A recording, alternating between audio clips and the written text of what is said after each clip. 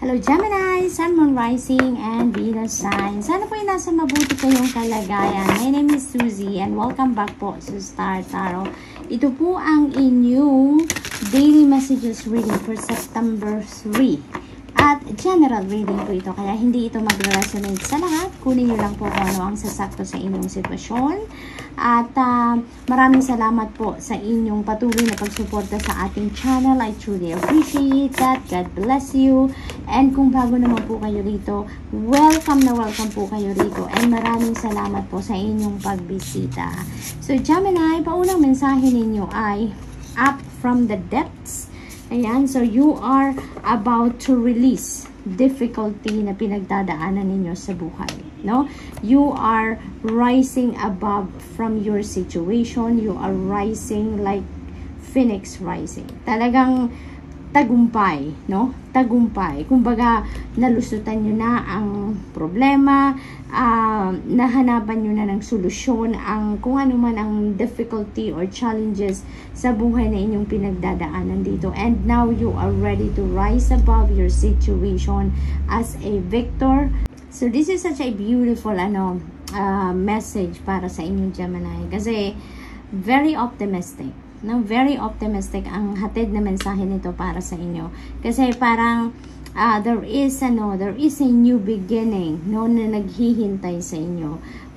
Palapit na kayo doon sa bagong simulain, sa bagong path na nagbubukas para sa inyo. Parang yung liwanag na to, you know, yung parang babalutin ang inyong sitwasyon ng liwanag na to and everything will be resolved.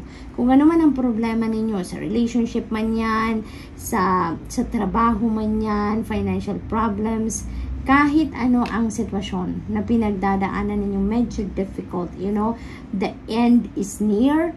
And therefore, the beginning, the new beginning is very, very close sa inyong Gemini. Kaya, paakyat na kayo eh. Ibig sabihin na nagsisimula na dito ang pag-heal ng kung ano man ang difficult situation na to na pinagdadaanan ninyo. No? So, that is really beautiful. So, what else for Gemini? We have, tignan ninyo, napakaganda, si Kuya. Napakasaya, diba? Talent guides.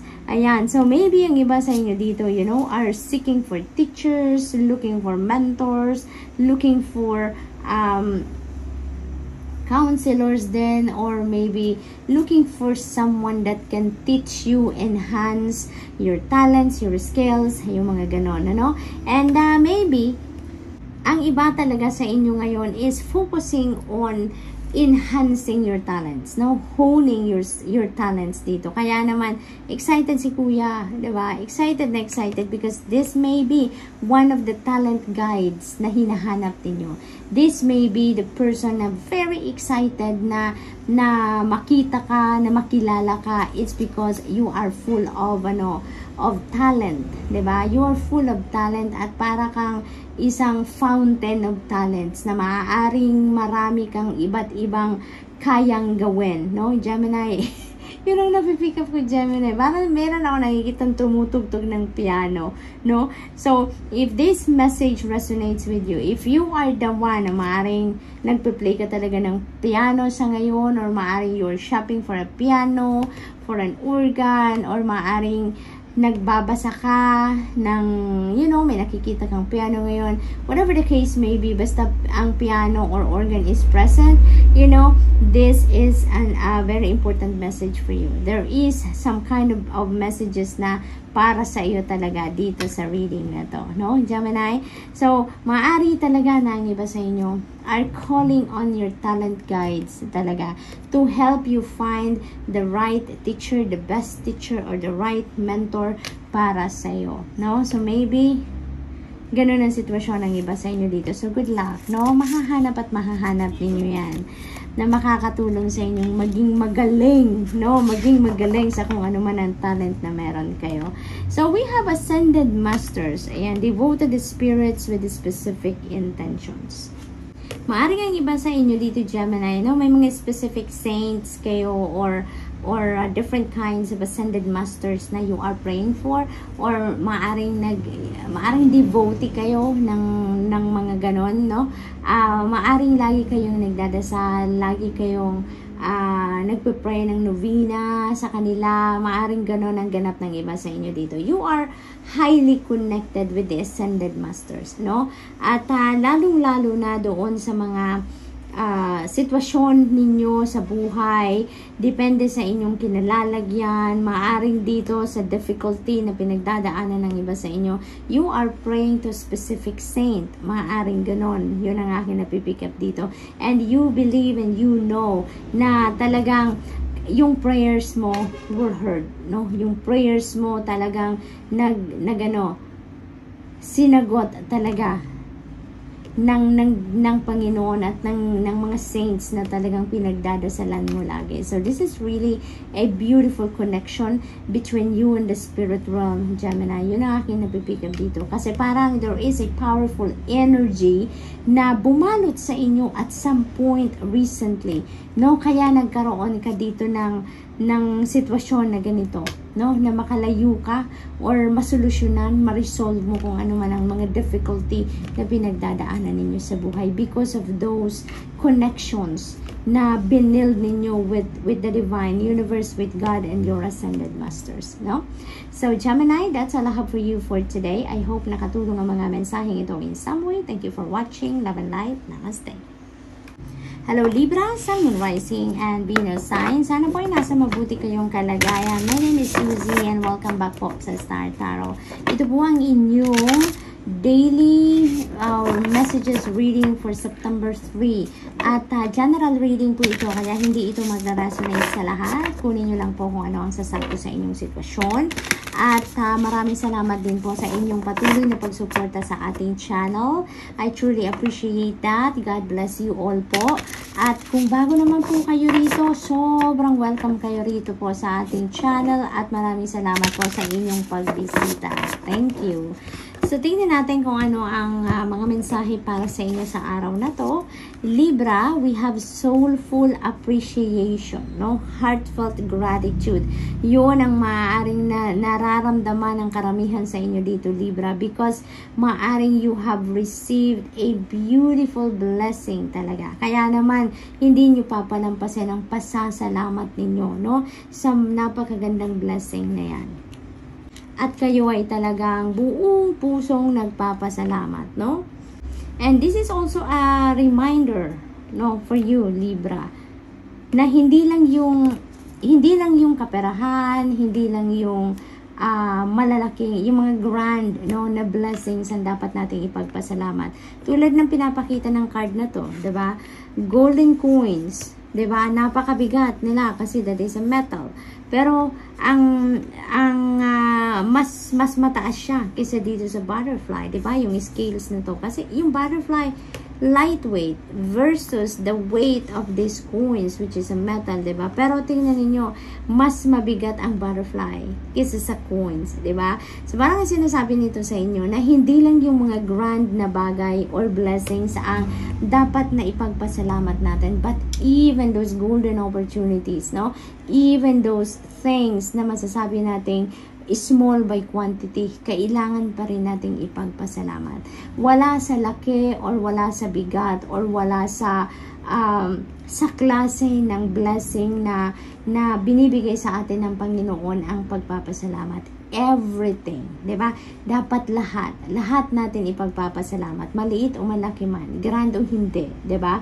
Lahat ng blessing, lahat ng natatanggap natin sa buhay natin, no? We should always be grateful for that. Wag natin kakalimutan na magpapasalamat tayo lagi sa kahit anuman ang blessing na natatanggap natin sa buhay natin. Okay?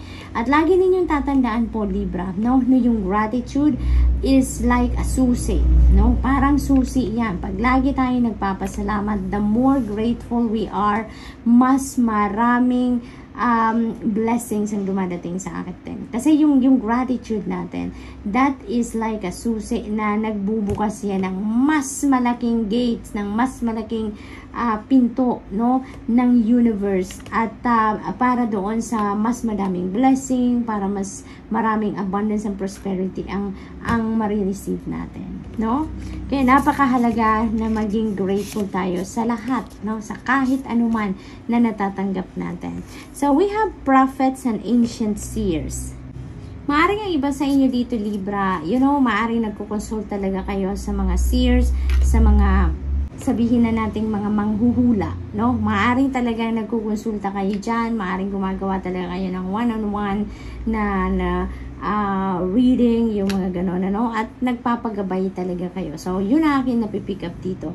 And maaring ang iba sa inyo, nagpaplano pa lang na magkonsulta talaga at magkaroon kayo ng one-on-one, no? Na predictive guidance. So, yun din ang aking napipick up dyan for some of you. So, tingnan natin kung ano pa ang ganap. We have kinship. Ayan. So, this is about friendship, no? Na mabubuo sa iba sa inyo dito, Libra. Maaring you are going to meet someone new sa buhay ninyo, and that may be, you may develop that relationship into a very deep friendship. Yun din ang akin napipick up dito. Kasi, you have the feeling of, belongingness dito. Kaya magiging masaya din kayo sa friendship na to. Maaari din na may mga connections kayo dito na madidevelop within your community, no? Community of friends, community of colleagues, or mga kapitbahay ninyo, yung mga ganon. So, parang meron ditong sense of belongingness talaga. May sense of community na mararamdaman kayo dito. Kaya, yung parang napakasaya ninyo dahil parang mararamdaman ninyo you are very welcome dito sa kinabibilangan ninyong a group of people. So, this is really beautiful. Kasi, syempre, di ba? Yung may sense of belongingness, may sense of community, may sense of family, that will make you also happy, that will also make you inspired, diba? All the time. So, good luck, Libra, and that's all I have for you for today. I hope nakatulong ang mga mensaheng ito in some way. Thank you for watching. Love and light. Namaste. Hello Aquarius, Sun, Moon, Rising, and Venus sign. Sana po ay nasa mabuti kayong kalagayan. My name is Suzy and welcome back po sa Star Tarot. Ito po ang inyong daily messages reading for September 3rd. At general reading po ito, kaya hindi ito magre-resonate sa lahat. Kunin nyo lang po kung ano ang sasakto sa inyong sitwasyon. Maraming salamat din po sa inyong patuloy na pagsuporta sa ating channel. I truly appreciate that. God bless you all po. At kung bago naman kayo rito, welcome na welcome po kayo. And maraming salamat po sa inyong pagbisita. Aquarius, pauna mensahe ninyo, journey guide. Ayan, travel, changing location. So, maaring may iba't ibang klaseng biyahe ang iba't ibang Aquarius dito, no? Maaring this is an international, travel. Maaring, dahil may change in location tayo, so maaring this is migration, no? Maaring magmamigrate na ang iba sa inyo Aquarius, maaring malapit na ang inyong lipad papuntang ibang bansa. Maaari din na magtatrabaho ang iba sa inyo sa ibang bansa, kaya ko ipapunta din. Maaari din na ang iba sa inyo dito in-sponsor, no? In-sponsor ng inyong mga kamag-anak or ng inyong anak or magulang or asawa, no? Maaring ganoon, kaya kayo din ay lilipad na papuntang ibang bansa. Maaari din na ang iba sa inyo dito is a seafarer, no? At kailangan ninyong lumipad muna from the Philippines to kung saan man bansa yan para doon kayo sasakay ng barko. Maaari din ganun ang ganap ng iba. For others of you, maaring this is career change, no? Yun ang akin napipick up din. Maaring career change ang ganap sa buhay ng ibang Aquarius dito. Maaari din na maglilipat ng opisina ang iba, maglilipat ng trabaho, maglilipat ng kumpanyang pinagtatrabahuan. Maaari din na ang iba sa inyo ay magta-travel dahil maaring kayo i-attend ng mga seminars, maaring ipapadala kayo ng kumpanyang pinagtatrabahuan ninyo, sa mga seminars, conference, workshops, no, sa ibang lugar. Kaya may travel involved dito para sa iba sa inyo, Aquarius. So whatever the case may be, Aquarius, iniimbitahan kayo ng energy na to call in your journey guide, no?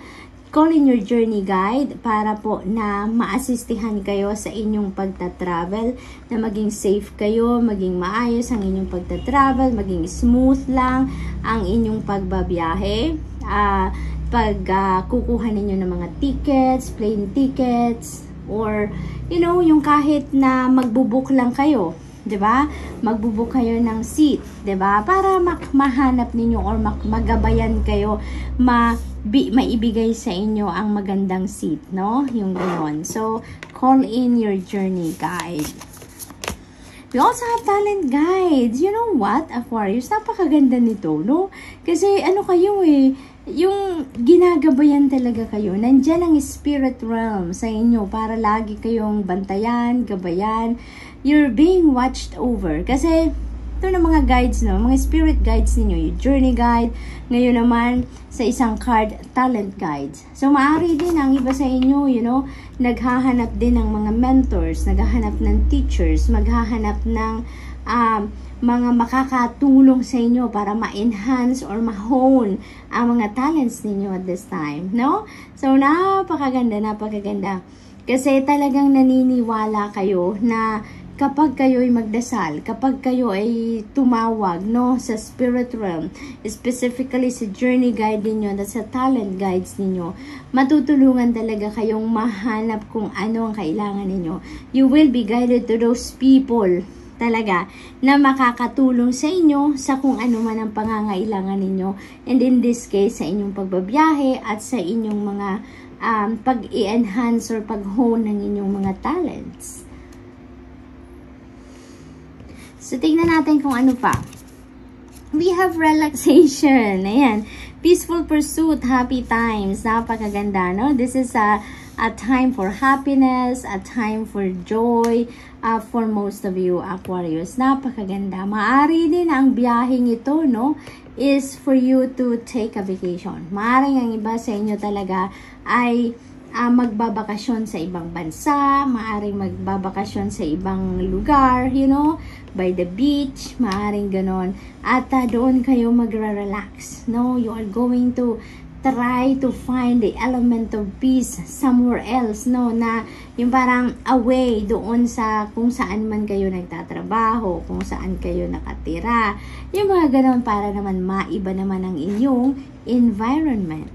So, this is really beautiful, no? Kasi parang ang iba sa inyo dito talagang makikinig sa panawagan na to ng spirit sa inyo to relax, no? Yung mag-step back ka muna ng kahit saglit lang doon sa daily routine ninyo, sa hustle and bustle ninyo, sa kung ano man ang pinagkakabisihan ninyo sa araw-araw, no? This is an invitation for some of you, and it feels like to me, dahil meron tayong journey dito, maaaring ang iba sa inyo makikinig talaga, no? Sa panawagan ng spirit dito sa inyo na magbakasyon muna kayo, mag-take a time out muna kayo from work, no, or from your daily grind, no, at magpahinga, mag-relax, mag-rejuvenate, mag-recuperate naman kayo, no, and just be happy, no, just be happy na nasa ibang lugar naman kayo, iba naman ang atmosphere, iba naman yung environment ninyo, no, so good luck and ingat po. That's all I have for you for today. I hope nakatulong ang mga mensaheng ito in some way. Thank you for watching. Love and light. Namaste.